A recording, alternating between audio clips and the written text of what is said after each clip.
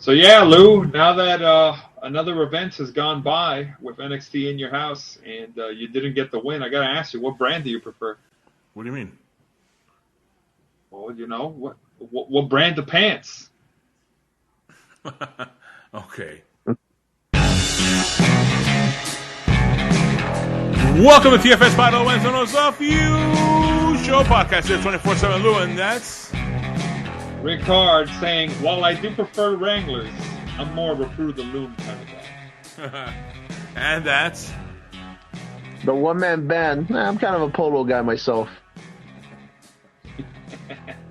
watch. Wait till I get my victory. Wait till I get my victory so I can go all commando out here.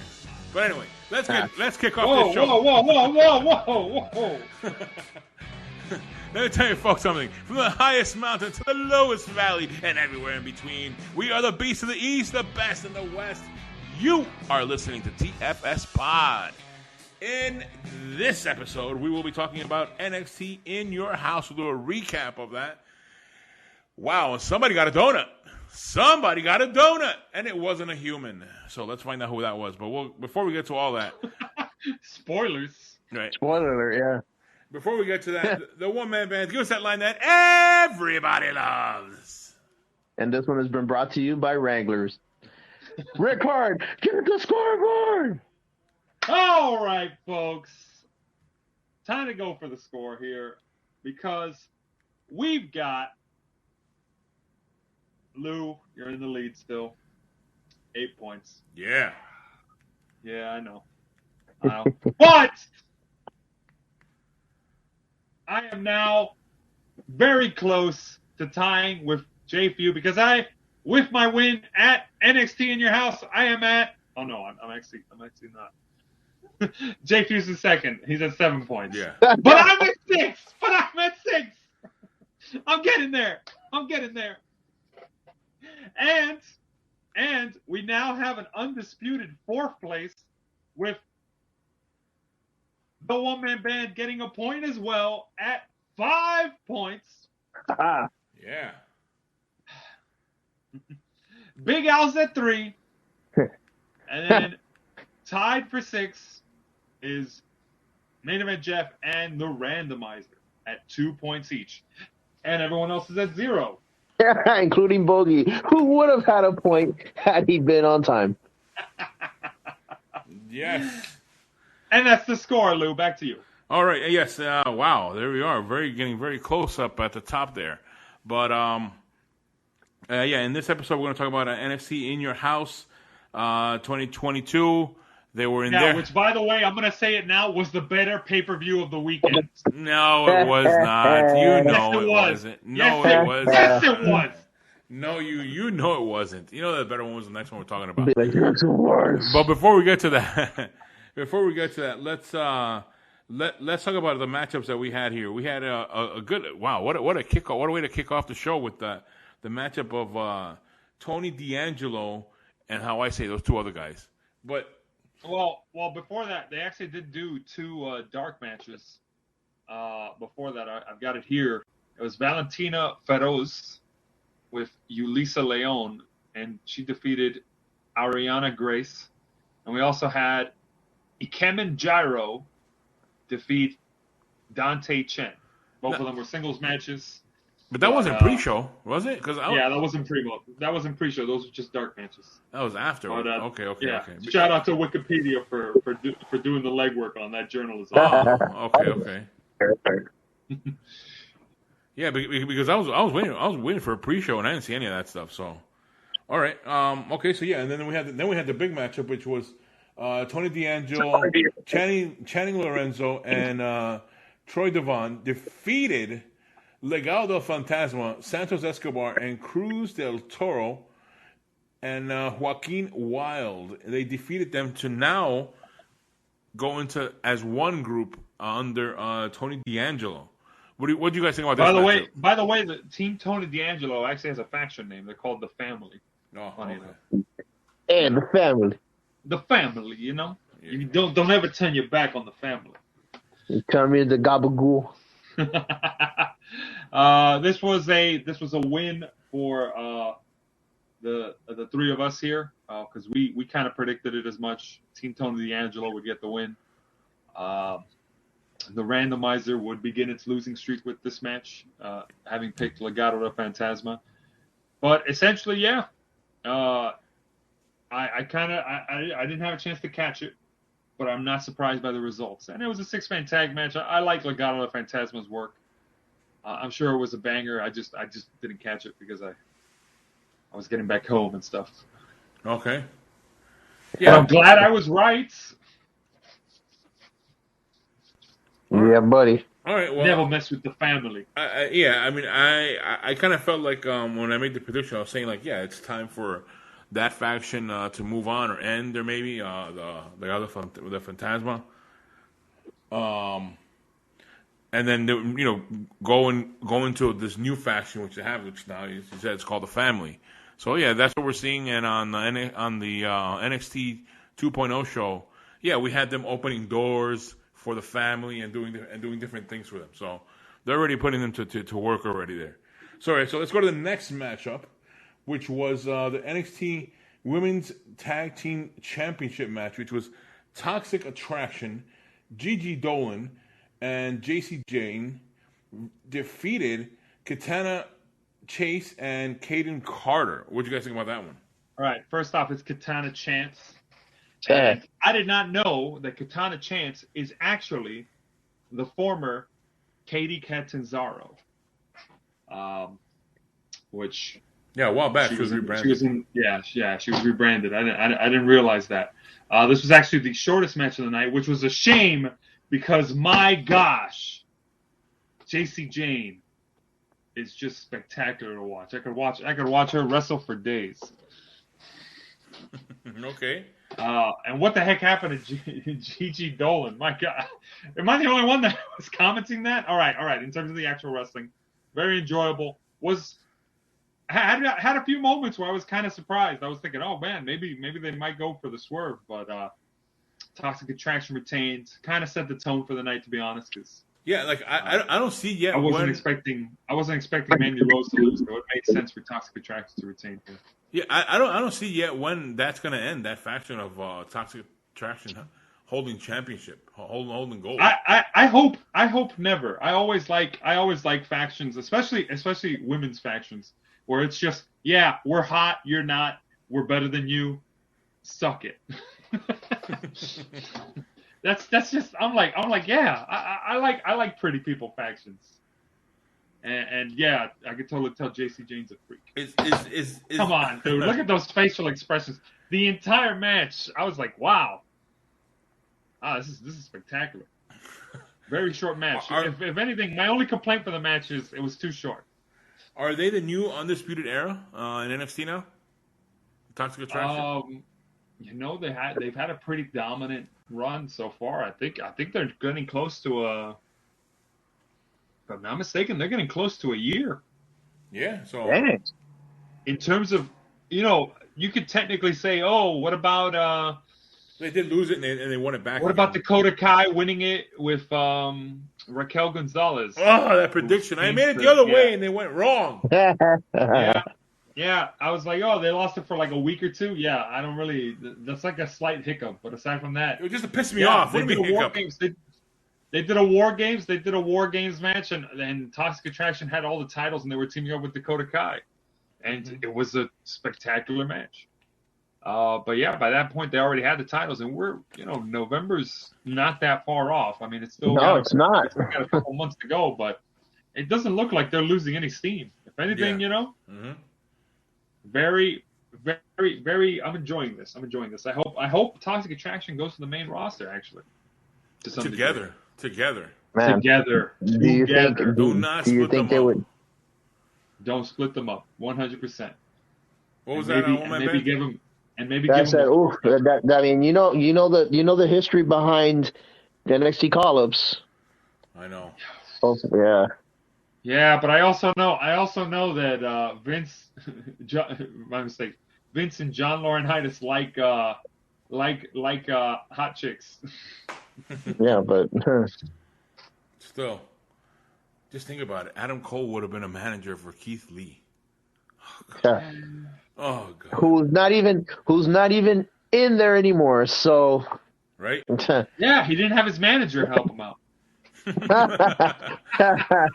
All right, and moving on to the next matchup, which was for the NXT North American Championship. It was Carmelo Hayes defeating Cameron Grimes. Hold on, I can't say this right. I think One Man Band says it better than I do. Cameron Grimes. There we go. To the moon. There you go. But not tonight. Not tonight because Cameron Grimes took the loss. That was a surprise, And, man. For me, I know you guys. No, it's good for you guys. Come on, he won by cheap means. He had that guy on the outside helping him out. That upset me. But I mean, it did what it was supposed to. It's a heel getting me to dislike him for being a heel. Yeah, but things. I understand about the heel part, but I mean, still, that was a big surprise. I mean, like, how long has Cameron Grimes had that championship? One pay-per-view? Yes, sir. Yeah, but the pay-per-views are split off by like 2 months. So Well, it was at WrestleMania. Stand Deliver is when he won it. Yeah, but That's really messed up, man. Like, I didn't think he was going to lose it. That's why I didn't go with Carmelo Hayes. Even though, yes, he had the numbers advantage and all that kind of stuff. And the cheating. And by the way, I want to thank, I'm surprised you didn't use it, the One Man Band, because you introduced into the prediction verse disqualification. And not disqualification, no contest. No contest. nobody wins. So, Yes. I don't know. Which, You know what I think? You know what I think is actually kind of funny, and I'm just realizing this right now. Cameron Grimes won the North American title in a match where none of us picked them to win. Yeah. He lost the North American title in a match where all the people participating picked them to win. Yep. Yeah. Just realizing the irony. Watch. The moment he loses and goes up to the big roster, I mean AEW, it'll be a big surprise. We'll never call it because we'll never know. We're not following this guy. I don't know what's going on with us. But yeah, come on, Cameron Grimes, you can get this back. I don't know. I think we might be seeing. I'm not sure. I'm not sure where to go from here with that. Because I can't see him. I can't see him challenging for the NXT championship. Yeah, right. So not right now. I'm not sure where they go from here. Maybe he joins a tag team with someone, but yeah, but not even that now. It won't. There's nowhere else for him to go. yeah, I don't see a main roster call of doing anything Except for the him. moon. Is there a call up Elon? So yeah, all right. So we go move on to the next matchup with a new NXT North American champion there, and the next matchup was NXT Women's Championship. Mandy Rose defeating Wendy Chu. Am I saying that wrong? No, you got it correct. You kept trying to say Wendy Cho at points, and I was like, by the way, yeah, I couldn't take Wendy Chu seriously. No, you can't. You can't with that. From the entrance. Oh, her entrance is she's dreaming. Oh I'm yeah, like, wow. that. Oh god. Wendy Chu is your new women's champion. That's the entrance. Her dreaming, and I'm like, I mean, it's different. You're trying to do something different here, but this is definitely a comedy character. Yup. I can't take her winning seriously. What is it? Santina Marella versus who is it for championship? Umaga. Is that? Wow. I mean, Shades of 2007, huh? I would have compared Mandy Rose to Umaga there at all, but I mean, a strong champion. It's the closest, yeah. In that sense, sure. But yeah, this match, I felt this match could have been a squash, and I would have been okay with it. I mean, we already, to be fair, we got the one title change of the night in the previous match. So, Oh no, my mistake. There were two title changes. Two. Yeah. So yeah, you can't accuse this of being a throwaway pay-per-view. Yeah. Because titles did change hands. But yeah, I'm glad this match went the way it did. If anything, I felt like it dragged on a little too much at points. And I think it says a lot that Mandy Rose gave Wendy Chu the time in the ring. but yeah, she definitely needs. She's running out of opponents. Speaks a lot about. It speaks. Yeah, that's exactly what I was going to get to. It speaks a lot about whether or not she thinks she has any credible opponents. Nikki, get better. They kind of referenced credible opponents because I think they were doing the finalists for the Mae Young Classic or a women's tournament of some kind. Oh yeah. And the girl that kind of reminds me of a young Charlotte Flair. Okay. In that she's playing a snotty rich kid. Oh yeah, I did see her. Yeah, I was like, I've seen her work in the ring. She's actually very enjoyable, and she had a match with Wendy Chu where she made Wendy Chu look good, or at least she looked like a credible opponent a bit. I think she even got a win over, or I might be mistaken on that point, but yeah, she's got some good athleticism there, and I don't know. The only other person I could think of that could probably be a credible opponent for Mandy Rose, but she's out with injury at the moment, is Nikita Lyons. Yes. But even I get the feeling she's kind of green in the ring. Yeah. So not yet. Mandy Rose could beat Walter's record. Unless something seriously changes. Yeah, don't remind me. Yeah. Mandy Rose, 1,000 days as champion. Make it happen, WWE. And now we get to the next matchup, which was the Creed brothers, Brutus Creed and Julius Creed, defeated Pretty Deadly, Elton Prince and Kit Wilson in a title change. Yes. Which was an exciting match. Now, guys, which was the match that knocked you out of contention, Lou. Yeah. Well, aside from that, I mean, it was a good match. I mean, yeah, it was very compelling. The storytelling there with the family being there and everything. Again, I did not know that, so in my prediction, I did not know something like this would be happening, and there's plus a stipulation on that, so it made it much more of a good storytelling match as it went through. I saw Pretty Deadly come out, and I said, not to mention they also did a vignette earlier in the night, and they showed Pretty Deadly, and I go, man, these guys look like losers. I'm like, are they going with the Billy and Chuck route? But they're British. Oh boy. Yeah, when they came out, I said I could easily see this match going under 3 minutes, and it would be convincing if the Creed brothers won in that time. Yeah, back and forth match. They actually did. They were pretty clever. They had Pretty Deadly do heel moves at points where they were isolating. I believe it was Brutus Creed, and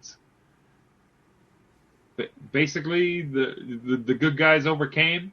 Even though Diamond Mine is kind of a tweener faction, the Creed brothers did it on their own. No outside help. Their family was there. Their parents were there at ringside to cheer them on, but that's about it for moral support. But yeah, right team won. All right, there we go. Creed Brothers, new tag team champs. Moving on to the next matchup, it's going to be the NXT Championship match. Braun Breaker defeating Joe Gacy. What did you guys think of this match? Well, I want to start off by saying the Druids have really hit hard times since Undertaker.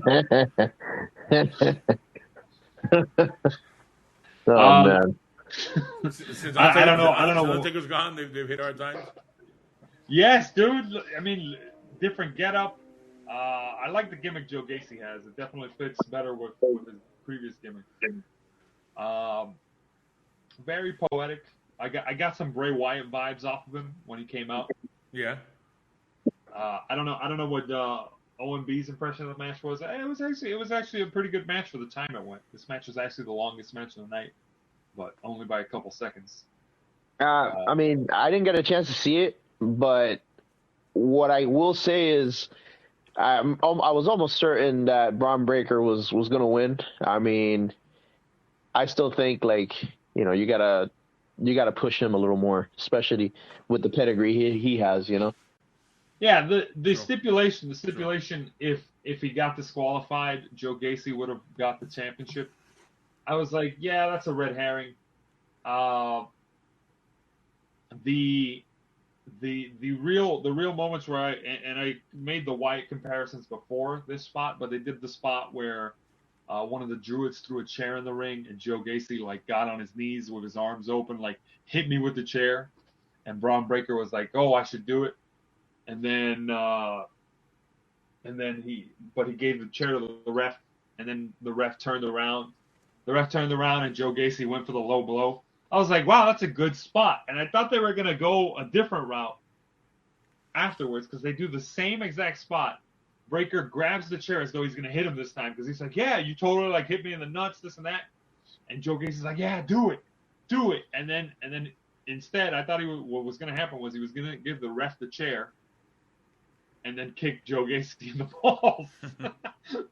But instead what he did was he grabbed the chair, went as though he was going to swing it. A Druid got on the ropes, I guess, because he was like worried, and then Braun Breaker hit him with the chair, which made him fall over onto the other Druid at ringside, which, by the way, have not been named. We don't know who those people are. They're just random Druids. So cool. And then Joe Gacy lost. He took I think he took Braun Breaker's finisher, and it was over. So, yep. That was very straightforward event. Straightforward event, and 100% better than Hell in a Cell. No question. No way. And by the way, even though I know that was a championship match, that was such like a letdown of a match to me. The better match was that other one, the Creed brothers winning it. Like that would end the show on a high note. Nah. I liked the match. I liked the Braun Breaker match. Creed Brothers was great, but who are we kidding? This is a Vince McMahon owned brand. A tag match for the tag titles will never be the main event. Yeah, and that's it. I'm just saying that's it. Maybe a more than 4-person tag match might be the main event. Survivor Series does exist. right. But they're never going to do a tag team match for the tag titles as the main event of a pay-per-view that I can remember. No, I'm saying it as the show was going on. The better ending presented to us was the Creed winning the championship, not the Braun Breaker retaining. Booking wise, as you say, that's always the case. No, booking wise, as you say, booking wise, yeah, I understand what you're saying, but with the show that we saw, the show would have ended much better with the Creed brothers on the high note winning it with their family there. That's the point I'm trying to make. That what we saw, the show like if it was a high peak when the Creed brothers won, Braun Breaker winning it didn't surpass that high. Yeah, sometimes that happens. So I don't know if that's on Braun Breaker or not, but it was Joe Gacy for their performance in the ring, or the booking wise or whatever. But to me, the better ending would have been the other one. So anyway, that was my take on that NXT In Your House 2022, and stay where you are because we will be getting into some very heated discussion about Hell in a Cell. Ah. Yeah, that's putting it lightly.